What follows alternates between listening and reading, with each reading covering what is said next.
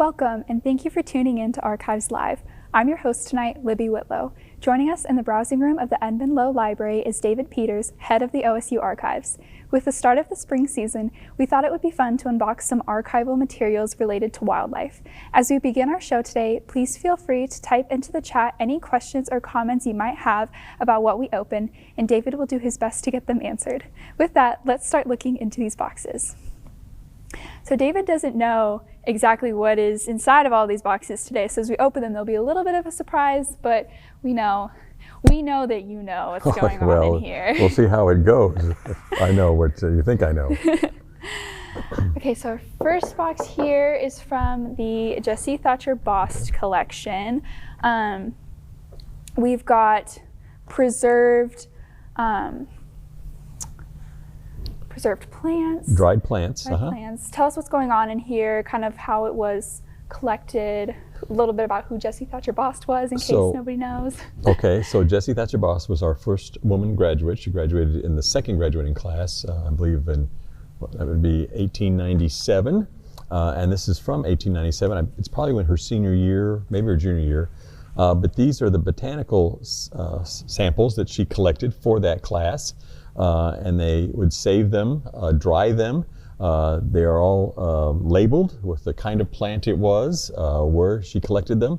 And we have, it's some of the oldest plant material we have for this area of the country. And so it's really kind of remarkable, not only that it was her class assignment, but that she saved it, preserved it, and now we have it. And there is a herbarium on campus in the botany department today.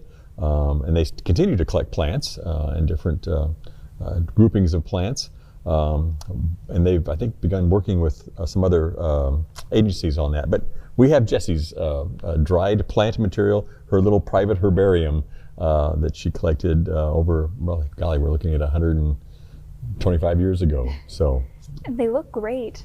They're very well preserved. They have a few challenges with some of them, but yes, they are quite remarkable in that they've survived this long. I think we have roughly 80 samples, 80 different plants that she collected. Not sure of the exact number, but it's roughly that number. And so it's just a remarkable set of material. Her collection includes not only this plant material from this class, but some of her assignments from her other classes, photographs, some of her speeches that she gave. We have copies of those. It's really a remarkable collection of material from one of the first students who attended OAMC. So we're very pleased that we have Jessie Thatcher's collection. And this is just kind of an odd part of that, in that this is the only herbarium material we have, I think, that I'm aware of. And if someone were to come in and want to look at these, do you think we have a lot of students today coming in to see these, or do you have any art students that come in to draw these? We've had a few students look at them through the years. Usually they've come from the botany department. But we've had others just interested in what it contained. And so you're handling them properly, not actually touching the material itself. And so that's all good. They're each in their own individual folders. And so there's no wear and tear with them rubbing up against their neighbors beside them. We encourage students to come in if they're interested and look at them. We're glad to pull them. We have them here in this building, so we can get them easily. And as a side note, a lot of these boxes look very similar. What are kind of the best ways to preserve these materials? What are the best ways to kind of keep archival collections for those that may be curious at home? So these are acid-free folders that they go in initially, and then these are acid-free containers. And so you try to limit the exposure to acids. For people who are familiar with like newspapers that are left out on the driveway, a couple of days they begin to yellow and become very brittle. That's acids in those papers breaking down. And so we're trying to avoid any kind of acids coming in contact with any of our materials. And so usually there's at least one, usually two layers of acid-free material that's between the items and other items that they might be with. So we try to limit acidity if possible. But yeah, all of our materials, when we process them, we try to move them into acid-free containers. Sometimes we put little, there'll be sheets that we'll put in between certain items at times. But we try to use archival standards and provide a secure and stable home for these materials. The other issue, of course, is the environment and the more stable your containers, the probabilities are you'll have things that will last longer, even though there are environmental changes with temperature and humidity that we try to limit. But yeah, that's what we do. Yes, thank you. And these containers come in all different sizes and shapes too. We've got a variety of materials and a variety of different kinds of containers. So I say this one is the perfect length for all those really tall plants that we've got. and we try to get the appropriate container for the appropriate material. So okay, so that's number one. Yes. How are we doing? We're doing great. Okay. Let's look at, rather than a box, we can open some books today. All right. Tell me what we've got going on here. So these are the Weather Bureau records for the Agricultural Experiment Station, which was established on the west side of the original campus. J.C. Neal, James Neal, was the first Agricultural Experiment Station director. And so he began recording temperature and humidity sometimes, but rain, snow, sleet, hail, wind direction beginning in January 1893 on the 1st. So New Year's Day, he began collecting this data, and so each month has its own sheet, and he would record the highs and lows for that day. And so today is March 23rd. So March 23rd, 1893, the high was 58, the low was 39. The day before, it had been 84, the low was 54, and they had 1.43 inches of rain. So like we've had similar in Stillwater this last week, we had some high temperatures, and then a front came through with some rain. They had similar things 29 years ago. But anyway, so J.C. Neal recorded these. When he passed away, the next experiment station director took over, and these books continue for roughly 50 years. They were all collected out at the Agricultural Experiment Station as official record for the Weather Service. There's a procedure that they had to follow when they recorded things, but they look at, like I said, temperature, any moisture, wind direction. They describe the day, clear, cloudy, whatever. So it's really a fascinating little look at our weather over time. And these materials have been digitized, and we're working on making them available online, so people can do searches online to discover what the climate or weather was like on particular days, or how it changed over time. And were students involved with this programming? Generally, these were administrators or heads of the experiment station. Sometimes they would designate a staff person to do that, but generally these were faculty and staff involved with the experiment station. Wow. Yes, it was nice to see that times were still they were similar. When we were looking at the month of March, it's like, they had those cold days too, and I'm sure that walking across campus, we've all felt the same way when the wind is ripping, and we just want it to be an 80-degree day. Yeah, well, and it's all captured here. And like I said, these will be available online, hopefully fairly soon. But those are the originals. If you're just now joining us on the live stream here, I'm with David Peters, unboxing wildlife collections from OSU's archives. If you have any questions, please place them in the comment section, and David will answer them on our show today. So next we've got these. Yes, these are the photographs from the Dole and Martha Reed collection. Right. There are a wide variety of photographs in here. I found cats, hot air balloons, beautiful mountain scenes. So tell me what's the story behind this box, and where were they going? So Dole Reed was a former head of the art department here decades and decades ago. But then he moved on to New Mexico. Never really retired, but he was a professional painter, and he lived out in New Mexico for a long period of time. And now we have the Dole Reed Center in New Mexico, which is located at his home site. But his daughter Martha and his only child also lived there at that location. And when Martha passed away, her estate was given to the university and in part some of these materials to the OSU archives. So we have a lot of her correspondence, photographs, negatives, postcards, just a variety of material that came from her house because she lived in that location a long time, and there was a lot of stuff. And she must have loved cats, because we have, I would guess, hundreds of cat pictures in here. I'm not sure how many of those you saw in here, but also some very interesting postcards. But she would capture their travels. So if she would travel someplace, and she traveled quite extensively, And so there's just a variety pack of material in her collection. Some of the Dole and Martha Reed material went to the art department, and we'll be working with them to see if we can figure out how to collaborate with them on the so someone has access to all the material if they're interested in that. So I don't know if you did you highlight these? Or? I highlighted some that I thought were pretty. So these are some mountains, the Spanish Peaks. I'm not sure where the Spanish Peaks are located. Someone can help us out there. But yeah, that's. Did you save any cat pictures? I think I may have saved. Oh, and then these are negatives. Oh no, that's a positive. Oh, that's the hot air balloon. So they lived just north of Albuquerque, and so here are hot air balloons that are still taking place. We can hold that up. Oh, okay. I'm not sure if they can see those or not, but and they still do the hot air balloons in Albuquerque annually. Okay, where was that one? Oh. Well, we've got them all numbered, so we can find its place again when we have to. So let's pull out the next one here. And here's another mountain scene. There's no description on it. And so some of the pictures are labeled, and we have some information for them. Some of them are not. Some of the cats we know their names, and some of the cats we don't.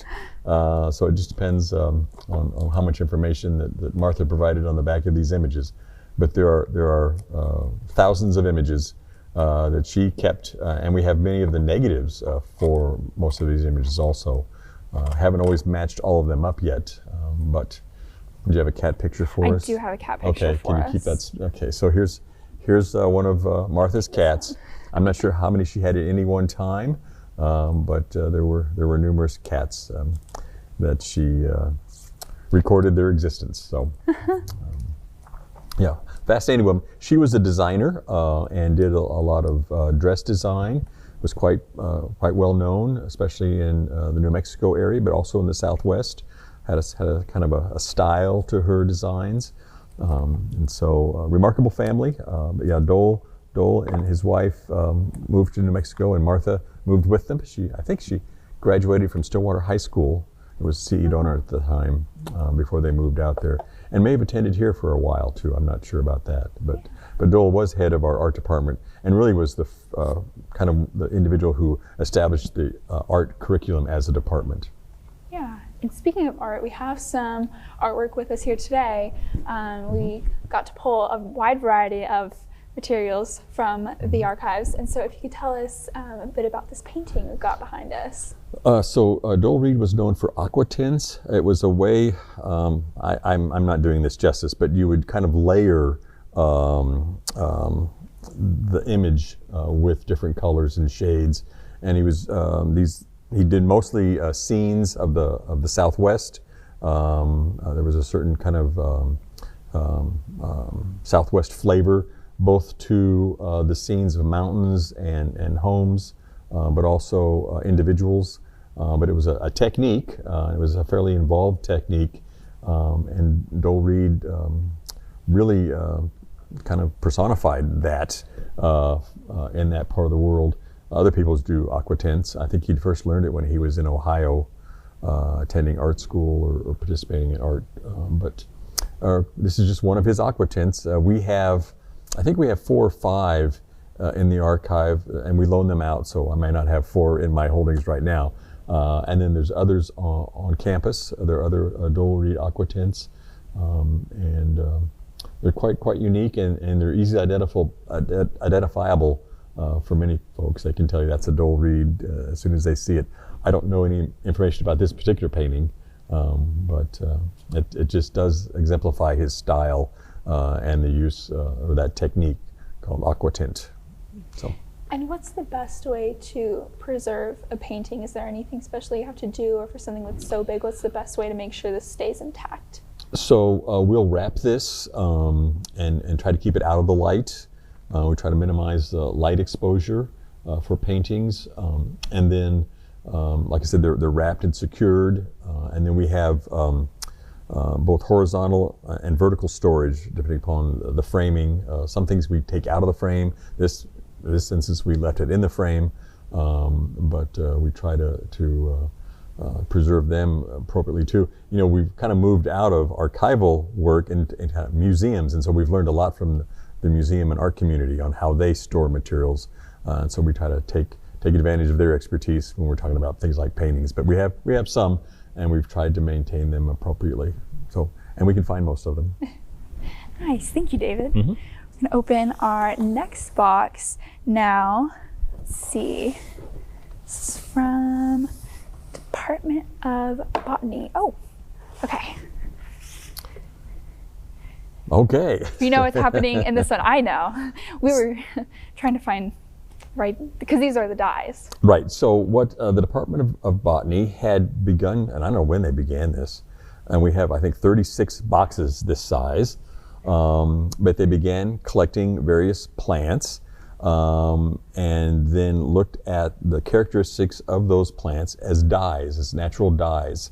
And so there's a variety of leaves, flowers, whatever they can extract from any kind of plant material to develop color. And so they have, golly, I think there's thousands of these samples of different plant material that could be used in natural dyes. And I'm not sure if they work with art or anybody else or with the human sciences on how you apply those in certain kinds of cloth or wool or what you'd use a dye for. But this is the Botany Department's plant dye collection, and it's fairly large. Yeah. So tell me about the organization style on these cards.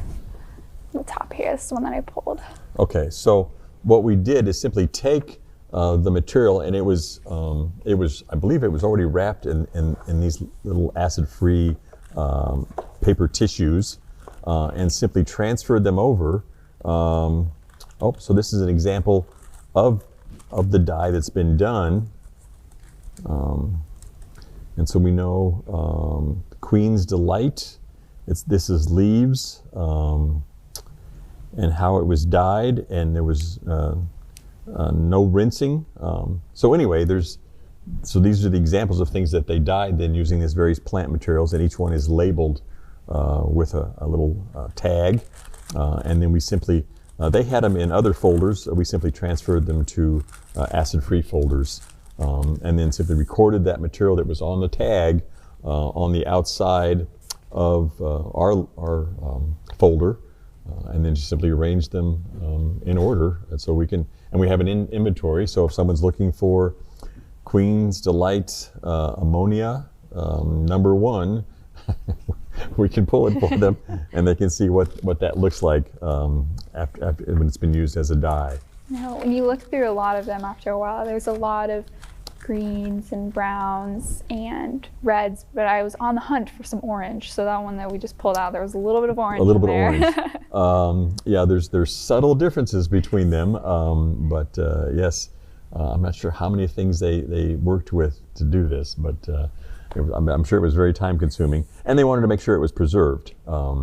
So sometimes we don't always understand future uses for things, but there may be, and so that's why we try to preserve them and then make them available to interested individuals. So. Yeah, thank you. We also have other collections from the Botany Department too, but yeah, this is kind of a unique one. Yeah, a lot. And thank you all for joining us. If you just tuned in, I'm with Head of Archives, David Peters, unboxing wildlife archival collections. Feel free to leave questions or comments in the comment section to keep the conversation going. So we've got a couple more here. Let's see. Oh, this one was fun. I hope it is. So what do we have here? So when I was first looking in the box, it caught my eye. We have National 4-H songbooks. I don't know if you had any background for where these came from, and what else is in the box, because there's quite a variety in here. So I'm wondering how many boxes. Where's my label? Oh, there we are. Yeah, box number 24. So 4-H has been a very active group on campus, and they do a lot of coordinating through ag and human sciences with 4-H activities, and very involved with 4-H even though that's at high school, a pre-college level mostly. But we have a lot of 4-H material. They've been very generous with that. Most people don't know this, but Gallagher Hall was originally the 4-H convention building. They got the funding for that to allow 4-H participants from all over the state gather in Stillwater in one location, in a safe, secure location. And that's how they got the funding for what we know as Gallagher Iba Arena now, but the original building was the 4-H convention building. So we have a lot of 4-H material, and they've always been very, very generous. So these are just songbooks. National 4-H Songbook. I will not sing anything for you. We don't have time today, but these items, I'm sure as clubs, the 4-H clubs would gather, they would engage in songs and singing. A lot of groups used to start meetings with song. So we have a variety of different ones. These are all different songbooks from starting at the national level. There may be some, let's see if we can get any more information here. Nope, but you've got your traditional patriotic songs, America, America the Beautiful, God Bless America, Oklahoma. So this must be an Oklahoma one, Oklahoma Land, the Star Spangled Banner. But it's just songbooks for 4-H club meetings when they would gather and start their meetings with song. So, so if you were in 4-H back home and you want to reminisce on songs, we've got what you need. You can start your own choir. If you've forgotten the words to a certain song that you sang in 4-H, come see us and we'll see if we can help you learn it again. So yeah, that's. But we have a variety of. We have program material from 4-H. We have a number of photographs from conventions and meetings, from local groups that have shared material with the state offices. Just a variety of material with the 4-H, and really it's kind of a comprehensive review of their activities for a long period of time, and especially their activities in Oklahoma. So yeah, that's the songbooks. Thank you. Let's see, I've got quite a few songbooks in here. That's just one of 4 or 5 folders of songbooks.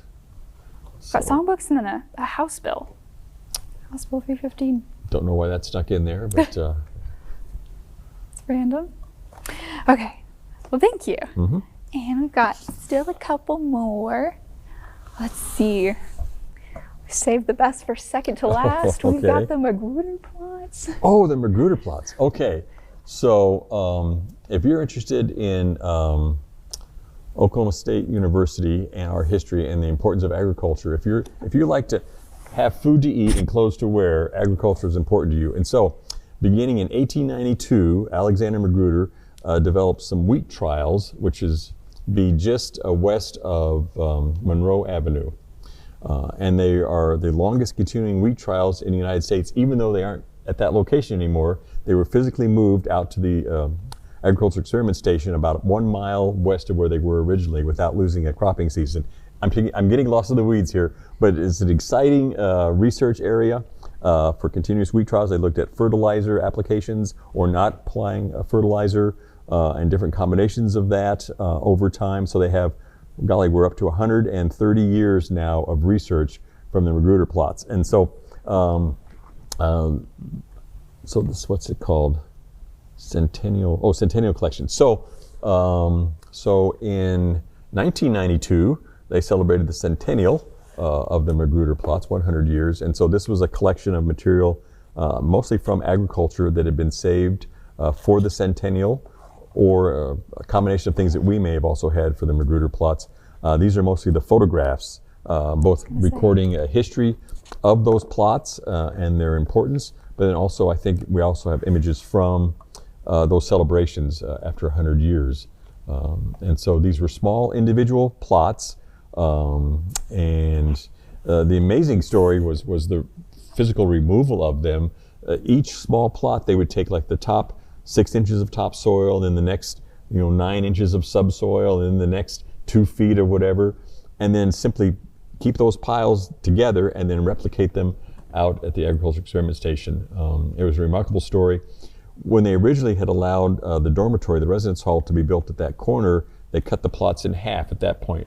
But the university promised the agriculture college, the School of Agriculture, that they could keep the remaining plots. Well, then when they built Stout Hall, which is just west of there, that was going to mean the removal of those plots. And so I think agriculture reminded them that the university had promised that they'd never have to do that. So the compromise was to move the plots to their new location. So it's really kind of I think it's a fascinating story, and shows a great deal of creativity by a lot of folks to have those plots continue to be used. And it's the longest continuous wheat trials west of the Mississippi River. So kind of amazing. I know, I was going to ask you to talk a little bit more about, we love talking about the Magruder plots. What is it about the Magruder plots that really gets you excited about history, and especially the history of OSU? Well, so it's first of all, wheat is critical to our nurture and nature, but we need wheat, and Oklahoma is a top wheat producer. We continue to experiment with wheat varieties and share new varieties that are best suited for our soil and capability. But it's also the people that have been involved, and so Alexander Magruder started these experimental plots, but a number of different individuals have been involved through the years that have maintained and kept these going, and the expertise from these individuals and others working with Oklahoma State University and the Agricultural Experiment Station really I think it's just amazing, and I'm sure, well, I know there have been stories written about it. I'm not sure how long a narrative has been written, but I think it's worthy of a book level narrative talking about the impact that these studies have had, the individuals that have been involved with that, and the influence that it's had on farmers and farming in Oklahoma and agricultural production. Yeah. Archives is the great place to go to get the information that you need to write those stories and to stay as accurate as possible. Hopefully someone is listening and will write that story, or let me know if it's been done, and we'll make sure we add it to our collection. Yes, put it in the comments below if you know. Well, we've got some questions on the show today. Let's see. So Braden Webb asks, are these materials digitized, or are there only physical copies of these photos or anything that we've got here today? What's digitized and what's not? Of the things we've seen today, the weather records have been digitized. We're working on getting those available online. None of the other, the Dole and Martha Reed material, the botany, the Jesse Thatcher Bost, none of the rest of this has been digitized. And so, if there's enough demand for something, it kind of moves up our queue of what we're able to work with our digital services discovery folks. But otherwise, we just don't have the resources to digitize everything. Yeah. But if there is a increased demand, we consider it.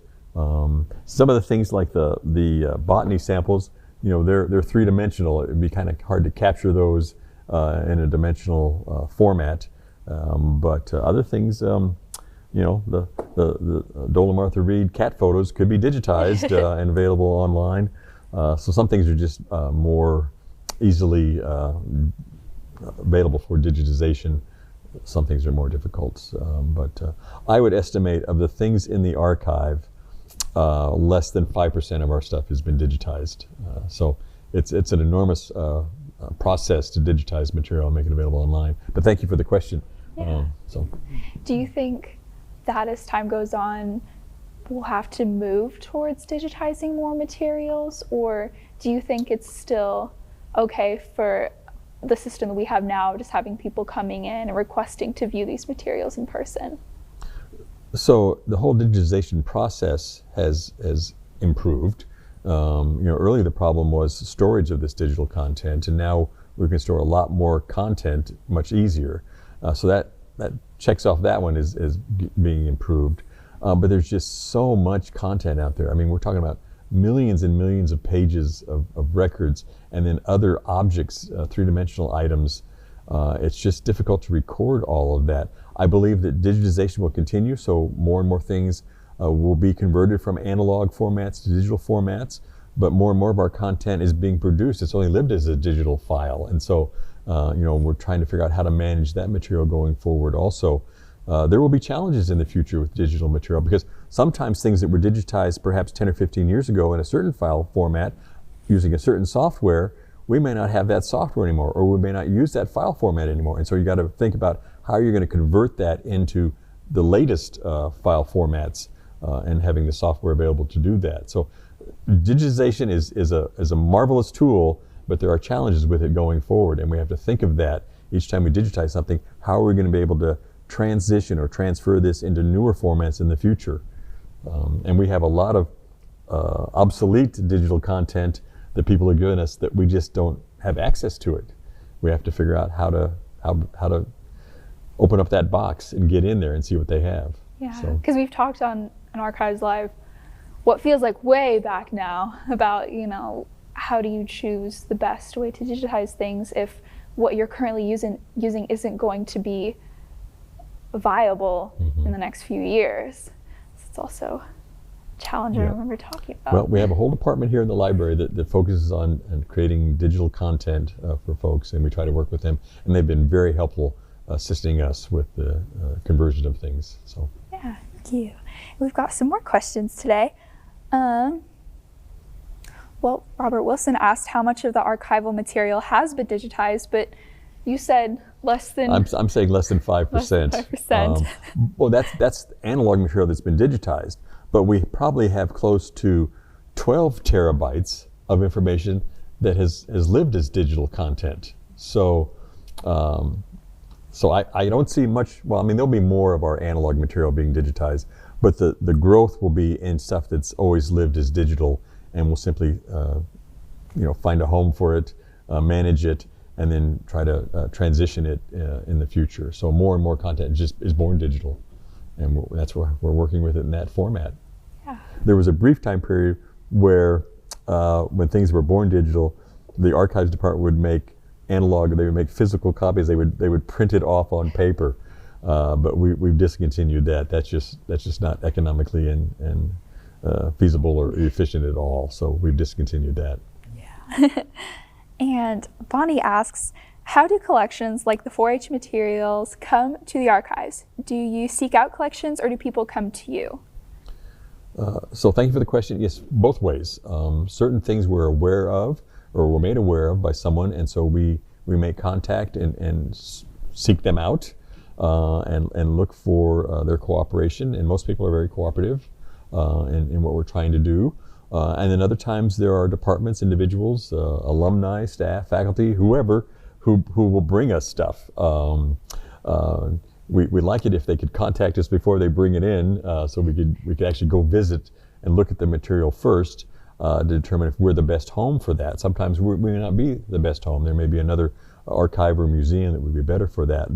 But oftentimes things are we are contacted and we reach out and work with folks. And then there are things that we've heard about that we will investigate to see what more we can discover from those collections. And as more and more people know about the archives, we are getting additional contacts from folks around the state and around the country. It's just kind of amazing. I get phone calls from all over. And then, as the university has contact with people, both the Alumni Association, the foundation, we have a number of agents, the extension folks in ag and other areas and human sciences, but they're meeting alums all over the state, and oftentimes they find out about information or resources, and they will notify us, and so we try to work with those kind of agents too to figure out if we're the best home for the materials that these people have. So it comes to us in a variety of different ways. And Bonnie also followed up with asking, do large batches of content come in at once, or does material trickle in over the years? Both. Sometimes we'll get huge deposits of material, and then it kind of clogs the pipes for a little bit as we try to process and move it through the system. And other collections will come in bits and pieces, and so we'll make contact with an individual. They'll donate a small batch of material, and then they'll discover another batch of material, so they'll contact us again. And so some things kind of dribble in over time, and then other things just arrive in huge chunks.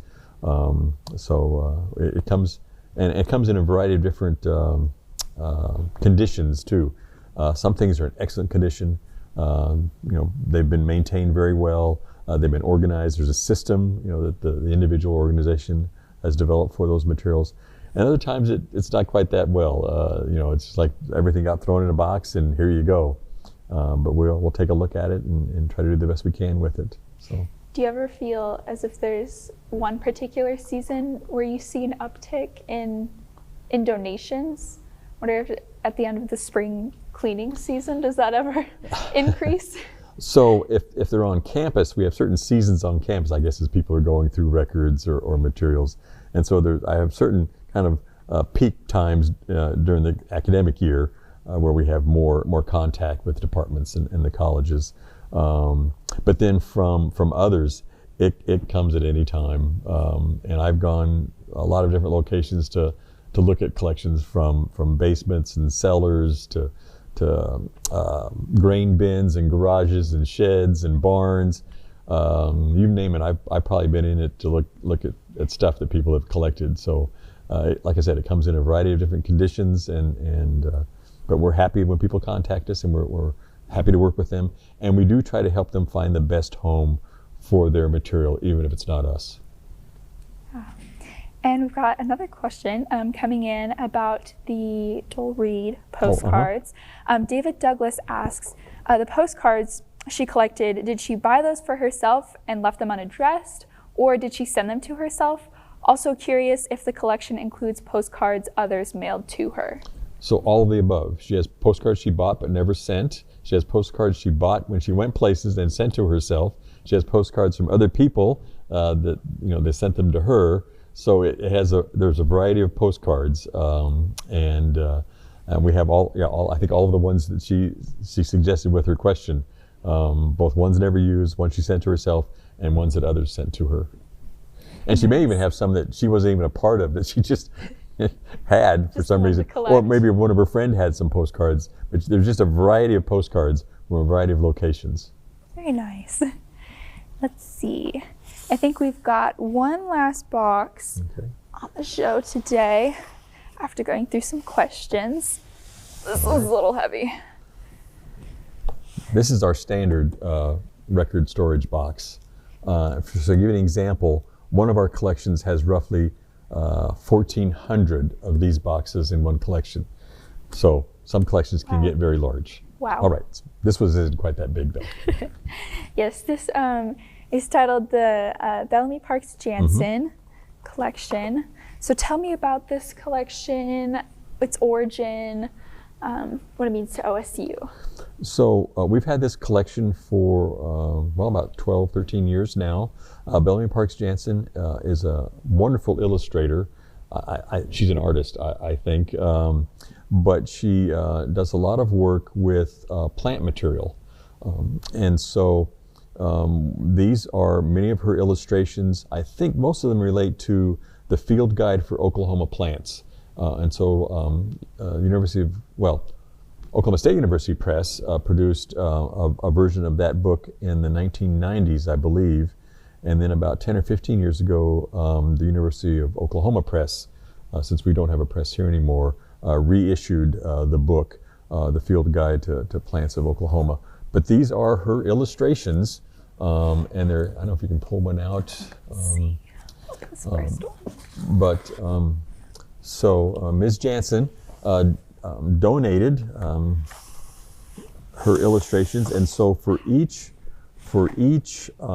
plant, we have the seed pod and the structure of the plant shown, and they're just wonderful. I mean, if I could, I'd frame them all. But we have them secured in acid-free folders, so they're protected, and they're each listed. And so if anyone is interested in seeing the original drawings for these plants, for the Field Guide of Plants in Oklahoma, we have them here, and Bellamy Parks Jansen was very generous in donating those to us.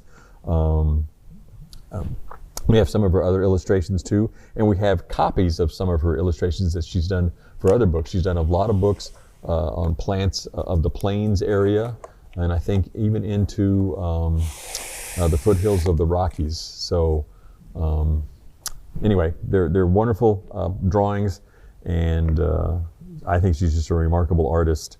And I'm not sure if she may have, I may be getting this wrong, but I think she had an interest in plants to begin with. She may have been come from a botany background, but then she was also interested in art, and she just captures these plants in these marvelous drawings in a wonderful way. So we're very pleased that we have the Bellamy Parks Jansen illustrations. And I think most of this box, if not all, is her botanical illustrations, but she does have those fish pictures. Is that correct? No, that is another, that is Rudy Miller, who was on the faculty here, did a series of fishes of Oklahoma, and that was may have been for a field guide for Oklahoma fishes too. But we have Dr. Miller, his family has generously allowed us to maintain those. He originally donated them to the library. I'm thinking that was about 10 or 15 years ago, those original paintings. And the family has recently agreed to allow us to put them available, talk about digitization, digitize those and make them available online. So in the near future, you should be able to see the original digital surrogates of the Fishes of Oklahoma by Dr. Rudy Miller, who was on our faculty here. Yeah. So. Yeah, I just want to hold up another picture. They look great. They're very well done. Just the detail, I think they're just exquisite. Remarkable. And you said these are the originals. These are the originals. These look like you need to be careful. Be very gentle. But yeah, they're each in their own acid-free folder, and we are doing our best to try to maintain those for the future. Thank you. Let's see. Very gentle.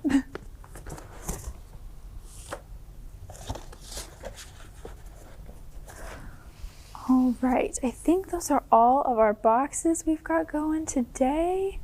And I don't see any new questions in the queue. So, David, thank you for joining me today on Archives Live and taking a look at these collections.